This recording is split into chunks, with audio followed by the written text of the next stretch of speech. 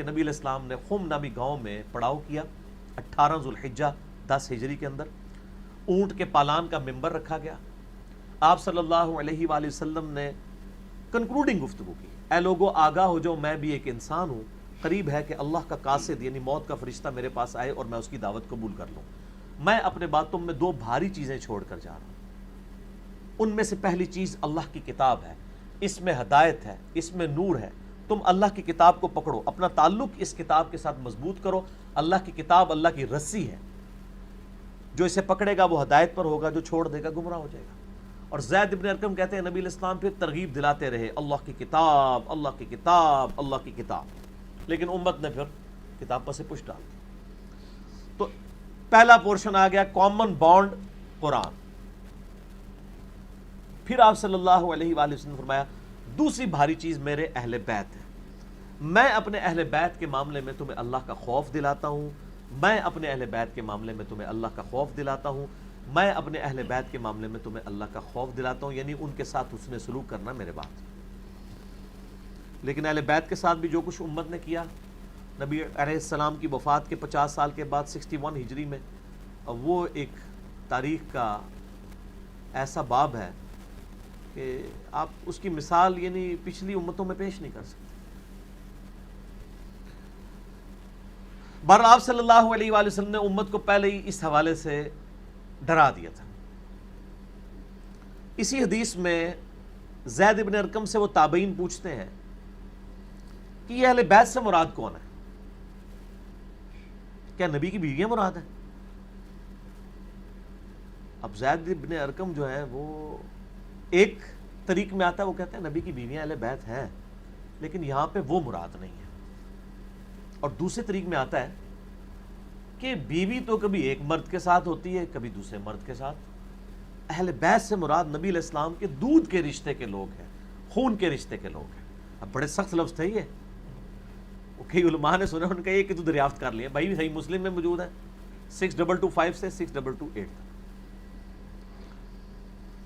زید بن ارقم کہتے ہیں کہ اس سے مراد ہے آل عقیل، آل علی، آل عباس، آل جعفر.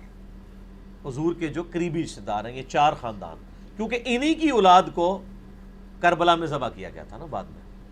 تو انہی کے بارے میں اللہ تعالیٰ نے اپنے نبی علیہ السلام کو غیبی خبر دے دی تھی کہ آپ کی امت یہ اہل البیت کے ساتھ سلوک کرے گی. اچھا یہ حدیث مسلم میں تو اتنی ہے، غدیر خم کی حدیث.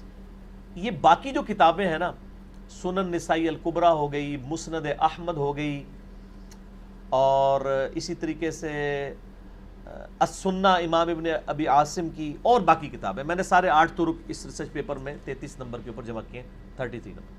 اس میں آگے حدیث چلتی ہے کہ آپ صلی اللہ علیہ وآلہ وسلم نے پھر اصحاب سے کہا، اے میرے صحابہ، قرآن کی یہ آیت النبی اولا بالمؤمنین من انفسہم وازواجہ امہاتہم، نبی علیہ السلام اپنے امتیوں پہ ان کی جانوں سے بڑھ کر حق رکھتے ہیں، اور نبی کی بیویاں امت کی مائیں ہیں. کیا اس کے تحت تم میرا حق اپنے اوپر مانتے ہو؟ سب نے کہا بلا یا رسول اللہ، کیوں نہیں. پھر آپ نے مولا علی کا ہاتھ پکڑا اور یوں صحابہ کے درمیان بلند کیا پکڑ کے، فرمایا کہ پھر جو میرا حق مانتا ہے اپنے اوپر، حق ولایت، محبت والا حق، آقا ہونے والا حق، من کنت مولا فہذا علی مولا، پھر جس کا مولا میں ہوں اس کا مولا علی. پھر اسی حالت میں آپ نے کہا اے اللہ اس سے محبت رکھ جو علی سے محبت رکھے، اس سے دشمنی رکھ جو علی سے دشمنی رکھے. اور صحیح مسلم میں کتاب الایمان چیپٹر میں شروع میں حدیث ہے 240، علی سے محبت نہیں رکھے گا مگر مؤمن، علی سے بغض نہیں رکھے گا مگر منافق. وہ تو اس سے بھی بڑی بات ہے. محبت علی از دا لٹمس ٹیسٹ آف ایمان، کیونکہ علی کی اولاد نہیں ذبح ہونا تھا.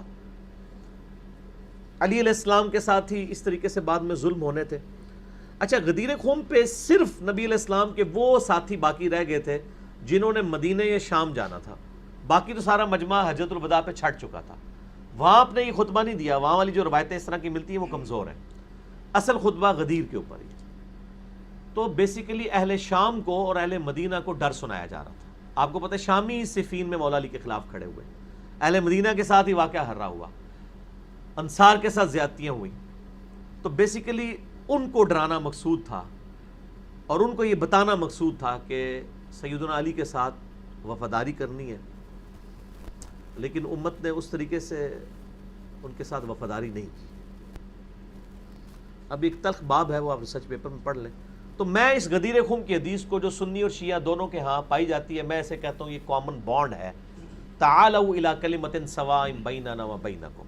اس میں دو چیزیں بیان ہوئی ہیں، قرآن اور اہل بیت۔ قرآن کو پکڑنے کا مطلب یہ نہیں ہے کہ اس کو چوم کے غلاف میں لپیٹ کے رکھتے، یعنی قرآن کے جو عقائد و نظریات ہیں ان کو ماننا ہے۔ مولا علی کی محبت کا تقاضا یہ ہے کہ مولا علی بھی اللہ ہی کو پکارتے تھے، ایاک نعبد و ایاک نستعین۔ مولا علی کو نہ پکارا جائے، اللہ ہی کو پکارا جائے۔ ٹھیک ہو گیا؟ قرآن کی توحید، قرآن کے عقائد و نظریات کو پکڑیں، اور اہل بیت کے ساتھ حسن سلوک ہے۔ اس زمانے میں ہم زندہ ہوتے تو ظاہر اہل بیت کا ساتھ دیتے۔ آج اہل بیت کے ساتھ حسن سلوک یہ ہے کہ اہل بیت کا دفاع کیا جائے۔ ان کے مقابلے پہ جو ناسبی کھڑے ہیں، جو سیدنا علی سے بغض رکھتے ہیں، انہیں ناسبی کہتے ہیں۔